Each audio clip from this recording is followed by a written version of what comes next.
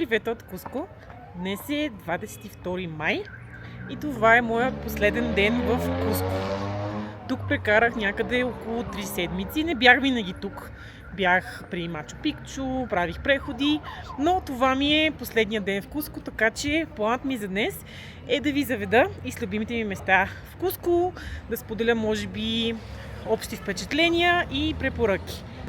Първата ми спирка за деня е пазара Сан Педро, където съм хапвала сигурно над 10 пъти.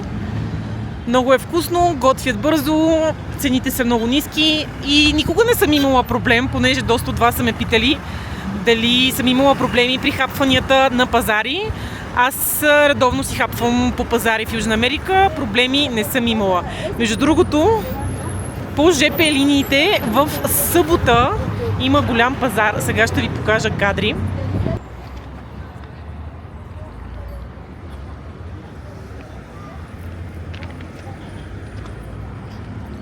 Това е една от улиците, които водят до пазара.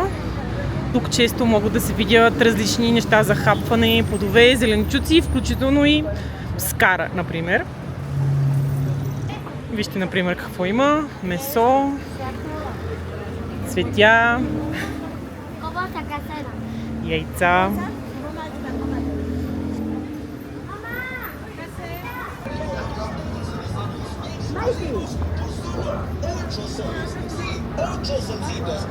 Това е пазара. От другата страна по-скоро бих казала, че е централният вход, но от тази страна пък е хапването.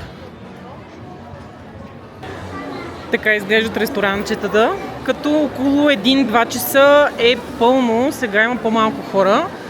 Повечето места предлагат меню Дел Дия, което е обедно меню и имате избор между различни неща, обикновено шницел, ломо салтадо или пастърва.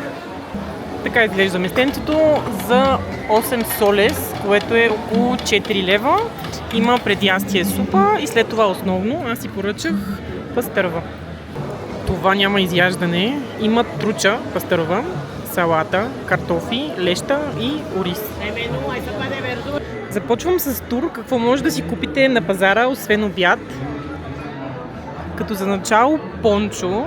Цените доста се различават. Има, сега попитах при едно място, казаха, че има от 40 до 70 солес. В лева много лесно се смята, просто делите на 2, т.е. 40 солес е 20 лева. Та казаха, че цената зависи от модела.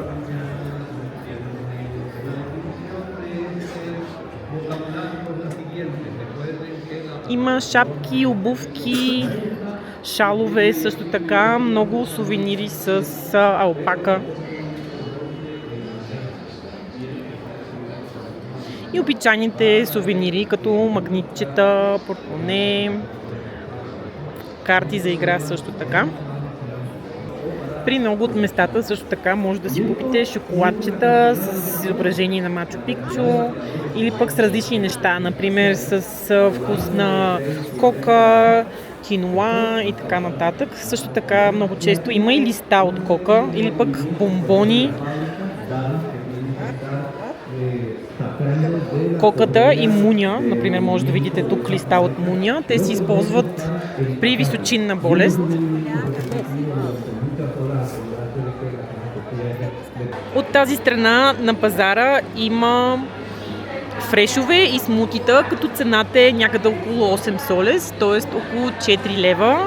Има с какъвто плод се сетите, ягоди, има сморкови, портокали, банани, маракуя, много вкусни неща. В тази част на пазара продават различни неща за церемонии и традиции. Има някои доста плашещи неща, включително и, например, изсушена лама. Но има много пръчици, статуетки, някакви украси.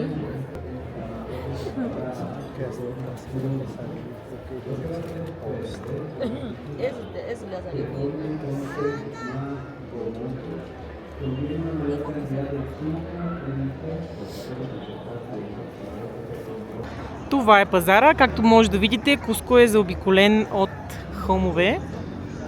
Има много катедрали в града. Това може би са най-големите забележителности в Куско. Аз продължавам. Ще отида до любимата ми сладкарница или пекарна. Не знам кое от двете се води. На испански се казва панадерия. Пан означава хляб.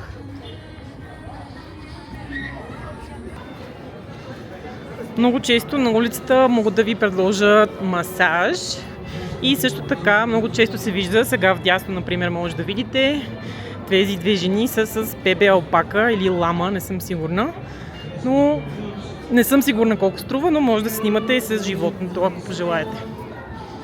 Нещо друго, което прави впечатление в Куско е, че има първо много аптеки. Вижте, например, тук Инка фарма, Ми фарма. И също така много магазини за телефони и въобще всякаква техника. Вижте сега, например, от тази страна.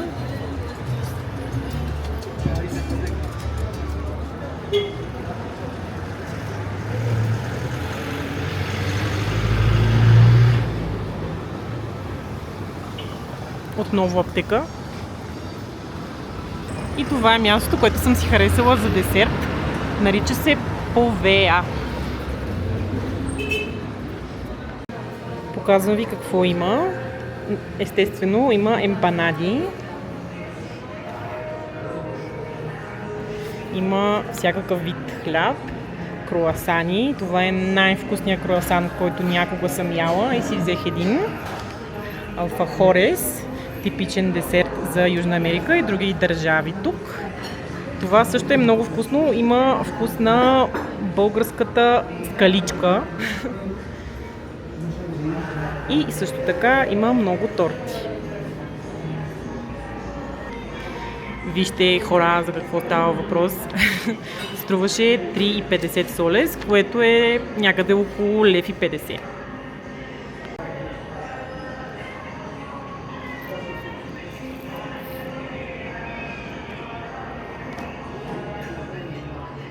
Смечен шоколад е и е божествено.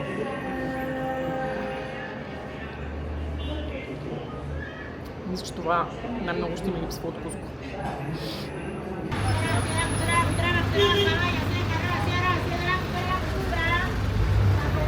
От тук се насочвам към близкия по-голям супермаркет, където да ви покажа цените и различни продукти в Куско. Мисля, че на доста хора ще им е интересно. Специални поздрави за Злати, която си поръча подобен тур. Така че тази част е за теб. Това е входа на супермаркета. Започвам с алкохола. Тук, например, има уиски. Има всякакви цени от 150 лева до 30 лева. Виното тук, например, е около 7-8 лева. В тази част има и традиционния им алкохол, писко. Сега в случая е около 20 лева.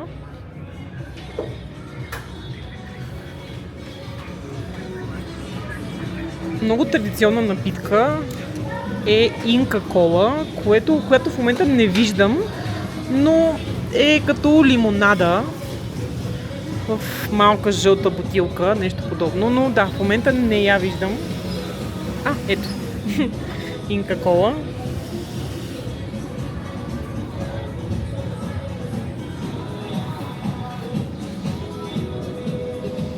Има също така бомбони с кока.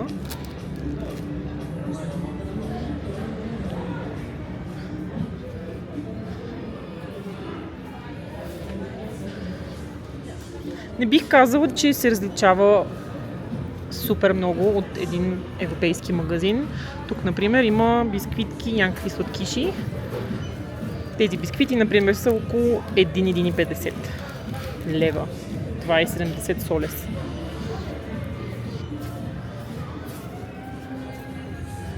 Нещо обаче, което много прави впечатление в супермаркетите тук, че има всякакви неща, като мюсли, ядки и така нататък, особено с киноа. Тези десерти са, например, страхотни. Бях си ги взела с мен на планина. Но има на няколко места в супермаркета, например тук също, тук също, от тази страна. Въобще ядки, чипсове, сушени плодове има наистина много. Тук, например, са макароните, спагетите. Това, доколкото виждам, например, е около 1 лев. 2 солес.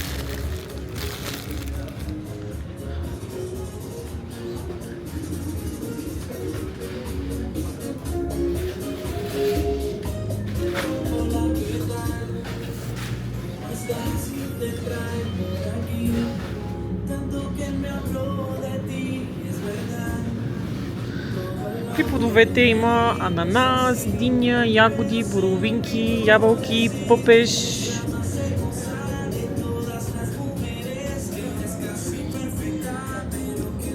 Сега ще си взема някои, които не съм пробвала и след обяд ще ви покажа дегустацията.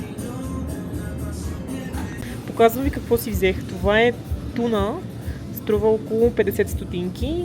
Това е карамбола, струва 20 стотинки. И пакай, мисля, че се казва, поне така пише. Това е 45 стотинки. В момента съм при щанда с картофите. Споменавала съм и в предишни видеа, че в Перу има над 3000 вида картофи.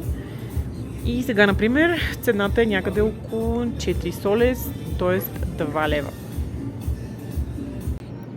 Зад картофите може да си вземете насипно много неща, например брашно, киноа, царевица.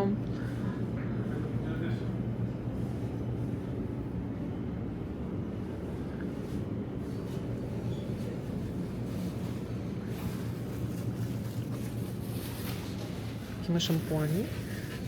И също така, вижте, царевицата. Аз не съм пробвала тази, пробвала съм другата, която прилича на българската, обаче с по-големи зърна и много ми харесва. Тази наистина не съм я пробвала. От тази мисля, че се прави известна напитка, доколкото помня се казваше чича морада.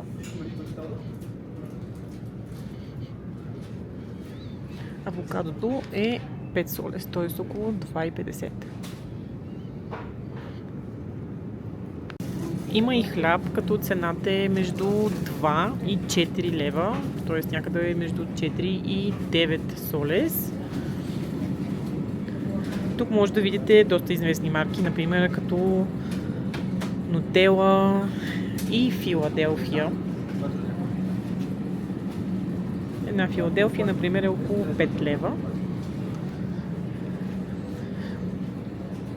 В Куско не може да се пие чешмяна вода, не е препоръчително, така че обикновено си взимам големи бутилки, но 3 литра вода, например, е 3 солес, т.е. около 1,50 лв.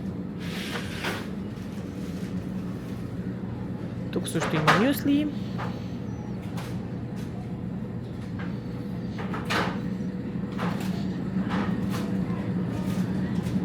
Като българското кисело мляко не съм намерила до сега в Южна Америка, така че това е нещо, което със сигурност ни липсва. Тук пише гръцко кисело мляко. Пробвах го, честно казано не ми хареса и не ми напомняше на гръцкото кисело мляко. Много често има плодови млекца, например.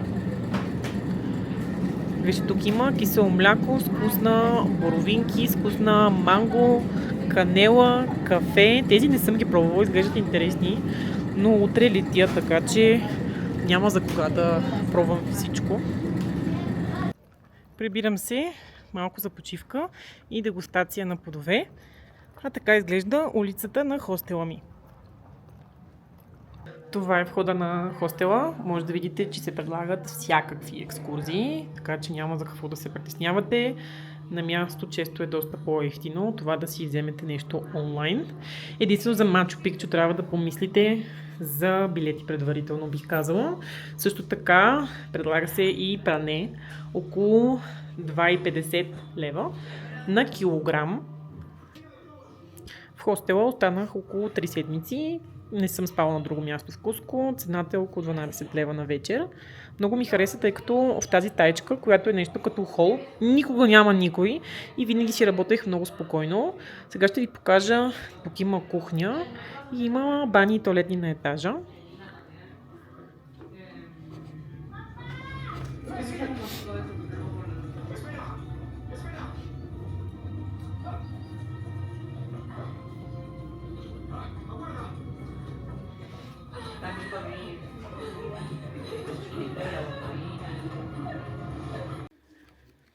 Време е да разгледаме плодовете. Сега ще ги нарежа, предполагам. Нямам идея как точно да ги започна.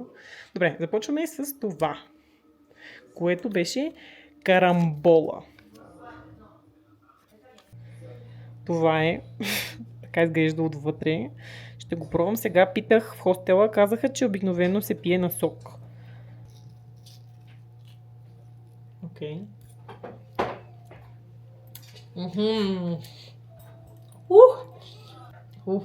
Все едно изядох един лимон. Вкусно едно. Като цяло не си правя много под моите също, така че не е моето, но добре. Това има будли, така че тук помагат. Esto sí es para comer, pero tienes que tener cuidado. Така изглежда. Малко ми напомня на вкус на диня, но имам по-малко вода. И също така вътре има много малки семенца, но се ядат. Вкусно е, на мен ми хареса. Хладичко е.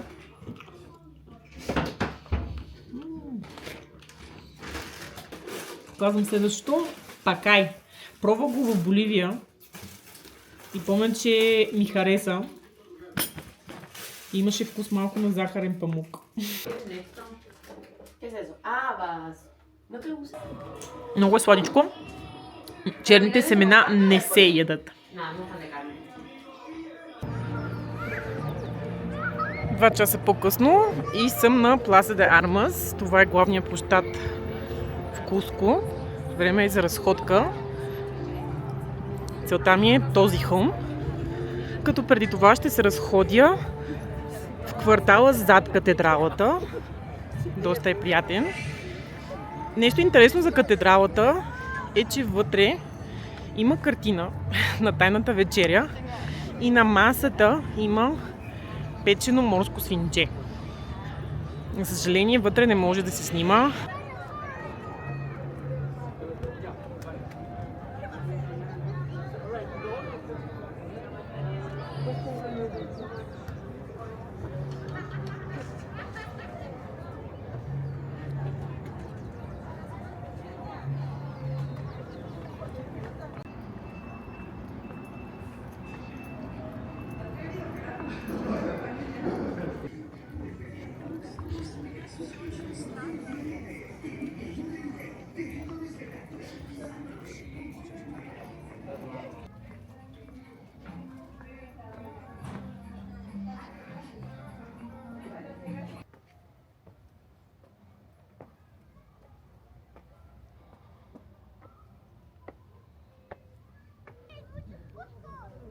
Имаме мини версия на Рио де Жанейро с гледка към града.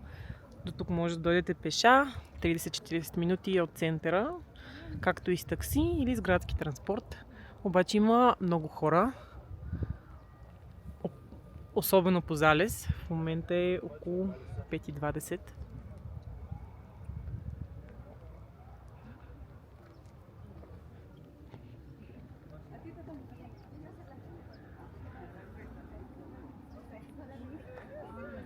Това е центъра. Наблизко има и археологически обект, казва се Саксай Ламан. За него има вход. Тук е безплатно.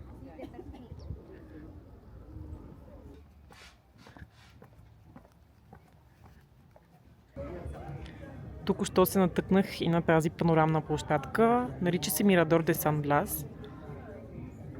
Да ви кажа, даже повече ми харесва от хълма, на който бях сега, тъй като няма почти никой. Само току-що дойде група с туристи, но въпреки това Някак си се усеща като доста по-скрито местенце.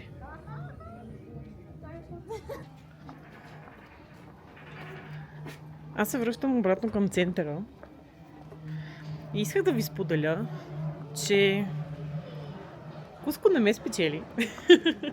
Не знам дали очаквано. Куско не ме спечели, някак си не усещих химията още преди 3 седмици, когато пристигнахме с родителите ми тук. Те вече не са в Перу, но още преди 3 седмици, когато пристигнахме, си говорихме, че някак си има много туристи, много трафик.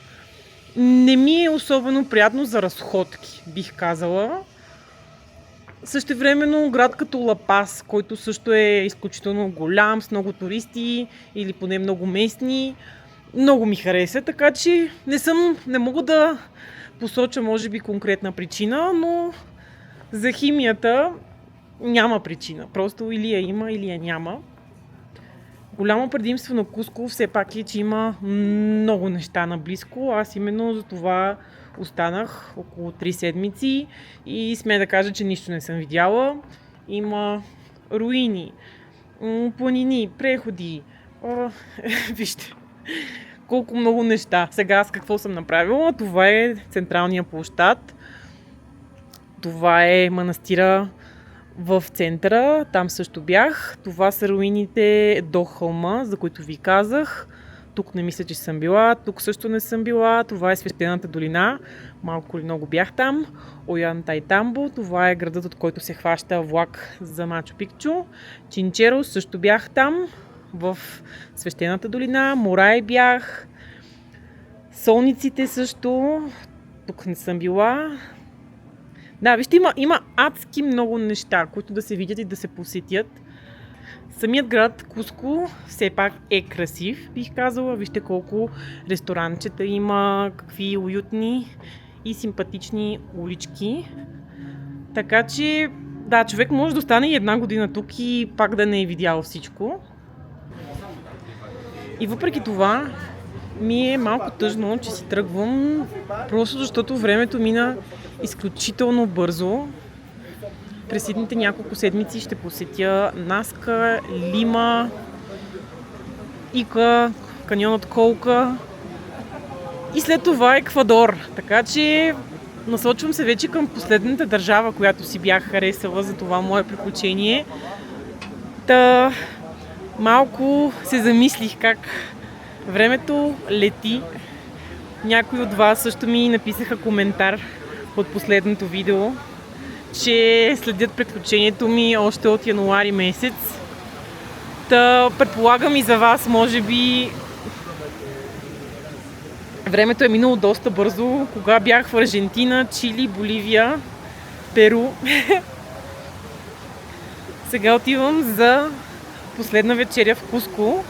Харесала съм си типичен ориз, който няколко пъти го видях в ресторант, но не съм го пробвала. Прилича на ориз с зеленчуци, но ще го пробвам и ще споделя моята оценка.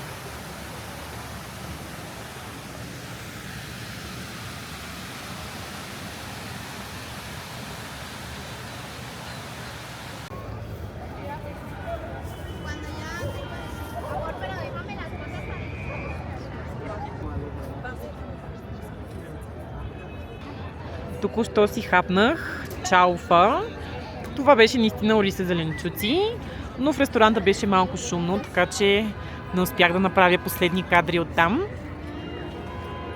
Това беше от Куско. Утре заминавам за град Пуерто Малдонадо, което е при джунглата в Перу, така че скоро очаквайте кадри от джунглата, с животни, с бунгала в джунглата и по-високи температури в сравнение с Куско. До скоро, надявам се, че видеото ви е било интересно.